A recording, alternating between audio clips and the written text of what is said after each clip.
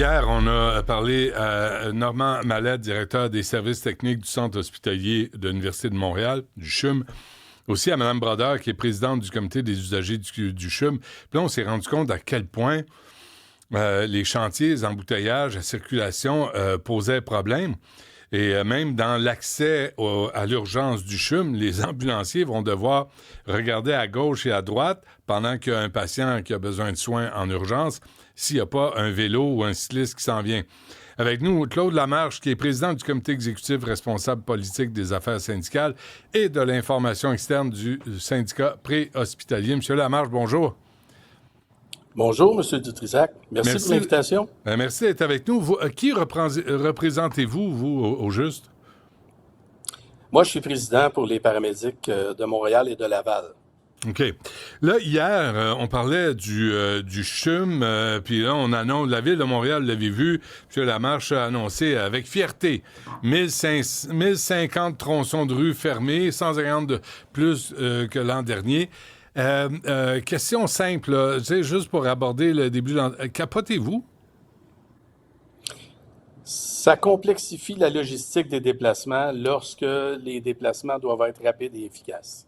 Oui. Mais et aussi, question, est-ce qu'on peut dire question de vie ou de mort, là, les minutes quand vous allez chercher un patient qui vient de faire une crise cardiaque, par exemple? Oui, absolument, parce que les délais sont importants. Je veux dire, l'accès à un traitement définitif, nous, les paramédics, on peut débuter certains traitements sur place qui peuvent aider la survie du patient, mais évidemment, c'est jamais en soi un traitement définitif. Donc, d'arriver dans un hôpital spécialisé pour avoir le fameux traitement spécialisé nécessaire, souvent, quand on est rendu là, souvent les secondes comptent. Que vous disent les paramédics, M. Lamarche? C'est quoi le constat là, de la Ville? Puis c'est pas juste d'aujourd'hui, c'est pas juste cet été, là, mais au cours des dernières années. Oui, tout autour des déplacements, en fait, dès le moment que les sens uniques changent de sens de façon imprévue, il arrive souvent que le système qui nous assiste, le GPS qui essaye de déterminer le trajet optimal pour justement aller chercher le patient, puis ensuite, de la prise en charge, se rendre au centre hospitalier receveur dans les meilleures conditions routières possibles, bien, souvent, ce système-là peut même pas être utilisé à sa fin parce que les dernières données d'entrave routière ne sont pas rentrées dans le système. Donc, le système te mène vers quelque chose qui n'aboutit pas parce qu'il y a un détournement, il y a un trou dans la rue, il y a des cônes. Donc, ça, c'est très difficile. Là, pour me dire ça, M. Lamarche, j'imagine que vous avez des exemples concrets de ce qu'on vous a rapporté. Ben oui, parce que c'est, on va dire, presque au quotidien, dans le sens que le système que nous avons n'est pas nécessairement mis au fait de chaque chose en temps réel. On tente de le faire, je sais que l'employeur tente de le faire pour améliorer tout ça, mais dans les faits, ça arrive assez souvent que le fameux trajet qui est tracé sur une map puis qu'on nous indique par où passer, qui devrait être le trajet optimal, ben ça arrive quand même pas rarement que ce trajet-là est impossible à parcourir. Est-ce qu'on ajoute à ça, M. Lamarche, le manque de sens civique des automobilistes, des camionneurs, qui de moins en moins laissent passer les ambulanciers, les paramédics? Ben moi, ça fait longtemps que je suis dans le métier. J'irais pas à dire moins en moins, mais je dirais que c'est probablement pas mieux que mes premières années de service. Donc, il y a toujours cette contrainte-là. Et nous, ben, on a une formation en conduite, là, je veux dire, de prévention, de conduite préventive, de façon à anticiper toujours le pire, puis d'ajuster nos déplacements pour justement pas avoir d'accident en route. Ça serait bien debout, on va dire ça de même, d'avoir quelqu'un à bord qui nécessite d'arriver, puis finalement, on n'arrive pas parce qu'on a un accident. Ça arrive, mais il faut éviter, évidemment, à tout prix que ça se produise. Donc, les piétons, les cyclistes, les automobilistes, c'est toujours, évidemment, un risque. Hey, faites attention, parlez pas contre les cyclistes, vous, là. Là, ça va aller mal, là, hein? Vous savez, hein? Surveillez-vous, là. Faites attention. Mais, Monsieur Lamarche, est-ce qu'il y a eu des conséquences sérieuses aux bouchons de circulation, au changement de sens des rues, bref, à la gestion de la circulation de Projet Montréal à la Ville de Montréal? Je ne serais pas en mesure de vous donner un cas d'espèce directement relié. Mais c'est certain que si vous parlez, par exemple, tantôt vous parliez du CHUM, là, C'est sûr qu'il y a toujours, je vais vous dire, une certaine inquiétude à essayer d'avoir des yeux tout le tour de la tête. Mais quand tu es au volant d'un véhicule ambulancier, à Montréal, on a des véhicules modulaires, donc une espèce de camion cube, de différents modèles. Il y en a des plus grands, il y en a des plus gros, des plus petits, tout ça. Mais il reste qu'il y a beaucoup d'angles morts.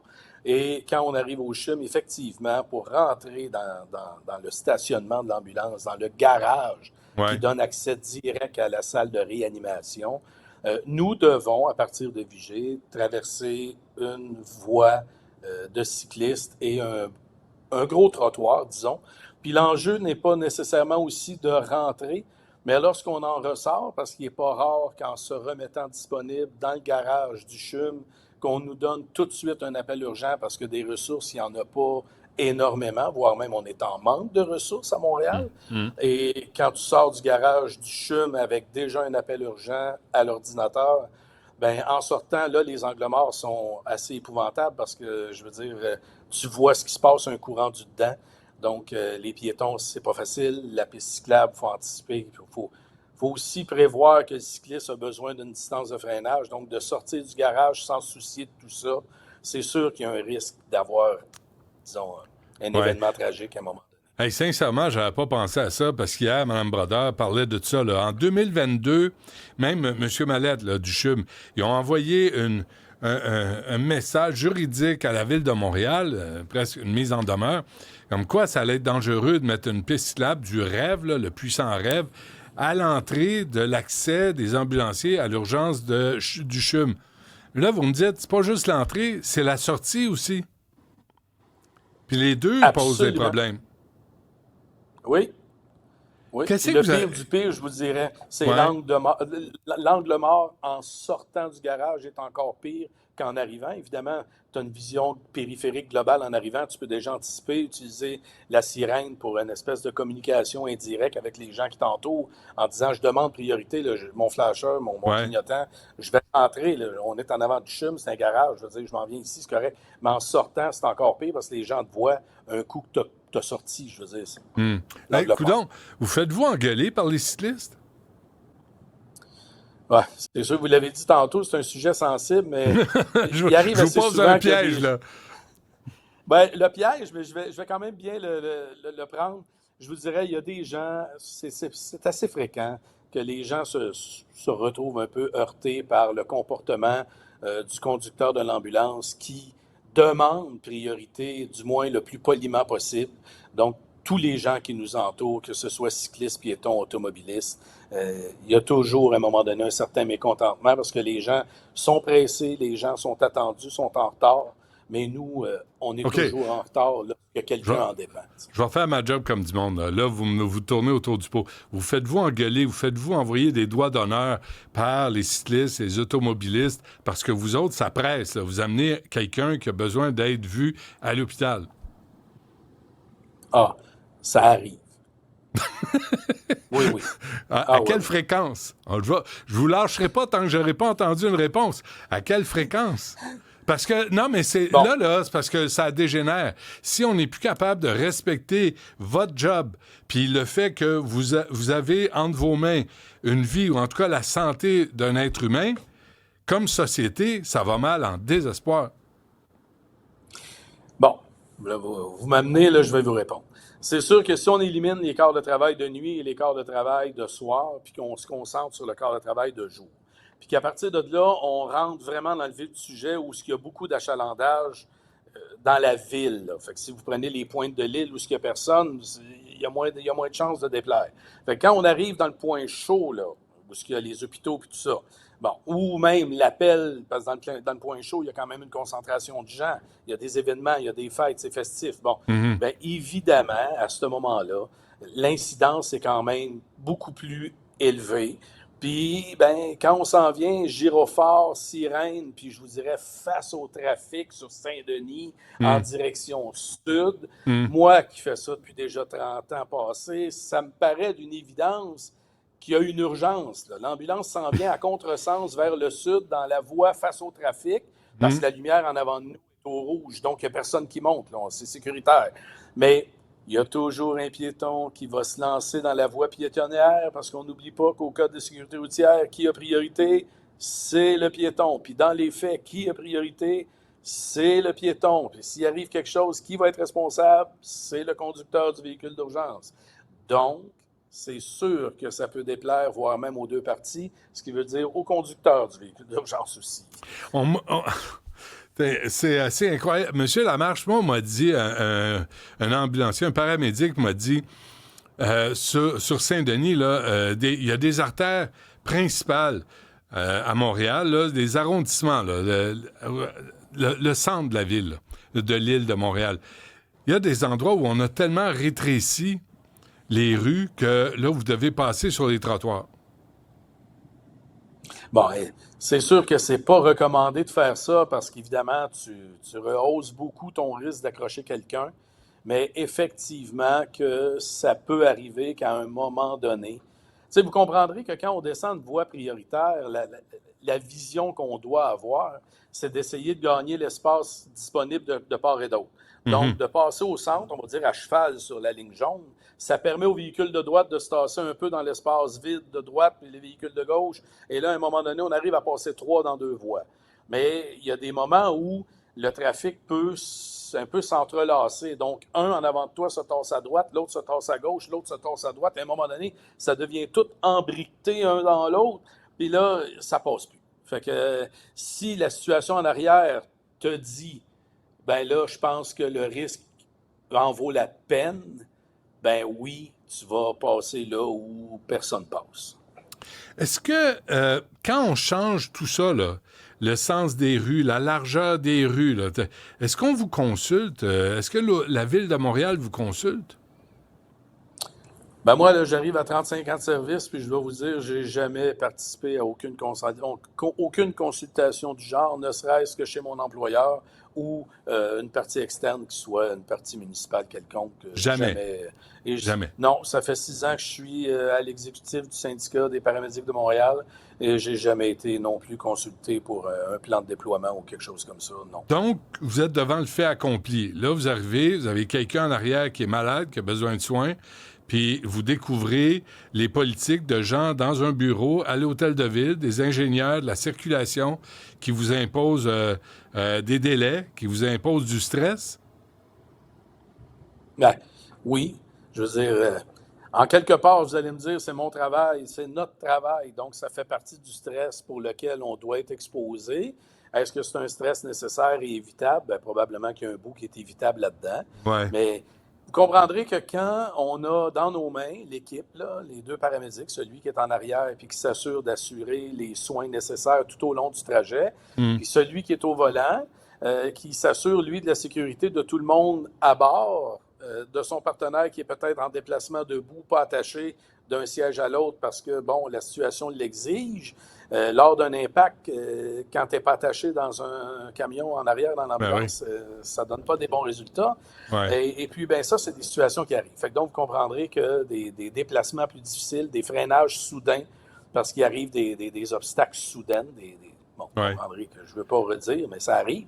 Ah ouais. Ben ça amène des fois des choses difficiles en arrière, puis le confort du patient aussi, parce qu'il faut se déplacer le plus rapidement possible. Mais quand il Mais n'y a plus de rue, quand c'est plein de trous, quand ben oui, c'est ça, c'est pas facile. ça porte dur une ambulance. Là. C'est pas, hein, c'est pas sur des trucks de luxe. Alors ça porte dur. Puis là, vous disiez l'état des rues à Montréal fait en sorte que c'est dur pour votre système, c'est dur pour le dos, c'est dur pour vous autres. Ben oui, parce que le pauvre patient, par exemple, qui est traumatisé suite à un accident puis qui a mal partout avec multiples fractures, ben évidemment que le déplacement Hey. est difficile. À la base, le déplacement est difficile.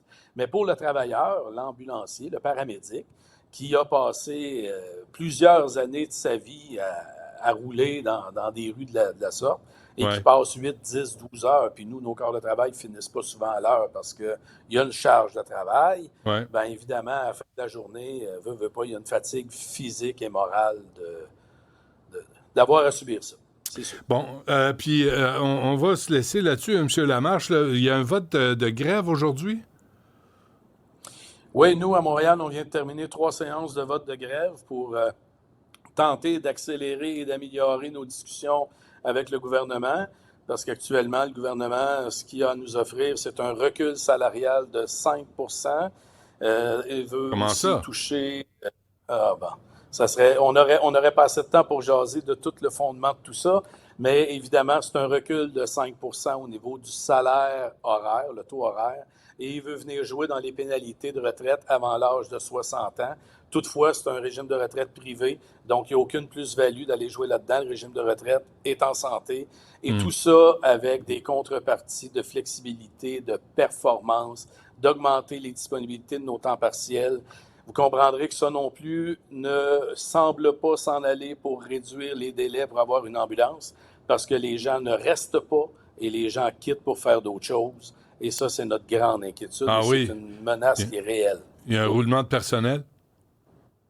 Ah, ben oui, voyez-vous, j'ai un matricule 6100 qui date de 96 et on est rendu à 7900 en 2025. Ça veut Donc, dire quoi? faites-le. Il a passé 1800 paramédics en arrière de moi depuis les 25 dernières années, plus ou moins. Ouais. Puis j'ai toujours trouvé que les paramédics, c'était les parents pauvres du système de santé. Vous autres, vous n'êtes pas les mieux rémunérés. Vous mangez au volant de votre véhicule souvent. Vous faites des heures supplémentaires. Est-ce que c'est obligatoire, les heures supplémentaires? Oui, on a eu à subir un protocole ministériel il y a 2 ans de ça, et ça impose en plus, après les heures prévues de ton corps de travail, Ouais. et il faut comprendre qu'il y a un offre, là. Il faut comprendre que lorsque quelqu'un qui est en détresse, tout ce Ben que oui. cette personne-là mérite moralement et je veux dire éthiquement et tout, bon, c'est une ambulance rapidement, que tu commences, que tu finisses ton corps de travail, cette Je comprends. personne-là n'a pas à en la différence. Mais à Ça, c'est votre rouler code comme d'éthique, des puis fous, on le respecte, là. ben, Bravo. exactement. Ouais, Mais à ouais. rouler en fou toute la journée et que ça devienne un mode de gestion, c'est là que ça casse dans la tête des travailleurs en disant, vous mettez pas ce qu'il y a à mettre comme ambulance à chaque Hmm. jour.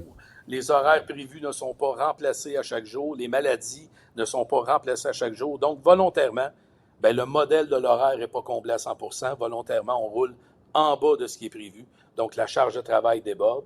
Il y a trop d'appels dans la machine pour la capacité d'y répondre. Allez-vous faire la grève? Ça s'annonce comme oui, parce qu'il va falloir qu'on ait une réponse positive à la table de négociation pour retenir, parce qu'actuellement, ce que les membres, les paramédics nous donnent à la grandeur de la province au niveau CSN, c'est un mandat de grève illimité, jugé applicable au moment opportun. Donc, on espère ne pas se rendre là. La population ne sera pas en danger parce que les services essentiels vont venir bien encadrer les moyens qui seront pris pour gréver des tâches et du temps, pour assurer la sécurité et la réponse Mais adéquate aux gens. Ça, il n'y a aucun problème. au cas plus Mais il faut grave, mettre mais une pression. ouais, il va y avoir des délais d'attente, là. Allez-y. Il va y avoir des délais d'attente additionnels. En théorie, non, parce que toutes les périodes de grève où ce que 2 paramédics ne seront pas dans l'ambulance, ils vont être remplacés par du personnel cadre. Et à OK. partir de là, le nombre d'ambulances ne sera pas à la baisse. Hmm. Les gens ne s'en sentiront pas. Et malheureusement, pour nous, parce que là, je vais le dire de façon très micro, bien, ça vient réduire énormément notre capacité d'avoir un rapport de force parce qu'on ne peut pas appliquer une grève Je telle qu'une comprends. grève le dit. On doit assurer qu'une personne en détresse ait la ressource nécessaire. C'est pour quand, ça? Avez-vous une idée? S'il y a grève, Euh, ça serait quand? j'ai l'impression qu'on va, peu probable qu'on passe au travers l'été sans l'appliquer. Ah, c'est vrai. Écoutez, moi, je suis là Oui. pour aider M. Lamarche. Hein. On va se quitter sur une idée que j'ai. Je la partage avec vous, là. Faites-en ce que vous voulez. Je veux même pas de droit d'auteur là-dessus. Mais il faudrait penser à des ambulances vélos. Je le savais. Je le savais que vous alliez aimer ça. Je le savais. Je suis là pour aider, moi. Je suis là pour trouver des solutions. Des ambulances. Écoute, avec tous les pistes cyclables qu'il y a en ville, là, hein, ça va aller plus vite qu'avec une ambulance, pognée dans le trafic. Trouvez pas? Ben oui, puis si vous me permettez, puis je veux surtout pas affaiblir votre argument, mais Ouais. nous, à l'époque, à Montréal, on avait des équipes de paramédics en vélo, un duo, qui couvrait les événements spéciaux, les festivals au centre-ville, qui Ouais. sont des zones difficilement atteignables et qui avaient une mission particulière puis qui réussissaient très bien à l'accomplir, c'était de réduire le délai à une défibrillation, à un traitement important au milieu de la foule et ça sauvait des vies. Et Puis, actuellement, l'employeur a retiré ce programme-là depuis déjà quelques années et nous êtes-vous n'avons sérieux? plus de paramédics à vélo. Écoutez, je pensais avoir une bonne nouvelle, mais on va se laisser là-dessus. Claude Lamarche, qui représente les paramédics. Merci. Saluez tous vos membres pour le travail qu'ils font, parce que je pense qu'ils sont sous-évalués, sous-appréciés. Gros merci, puis on va se donner des nouvelles. Merci beaucoup, M. Dutrisac. Bonne fin de journée. Au revoir.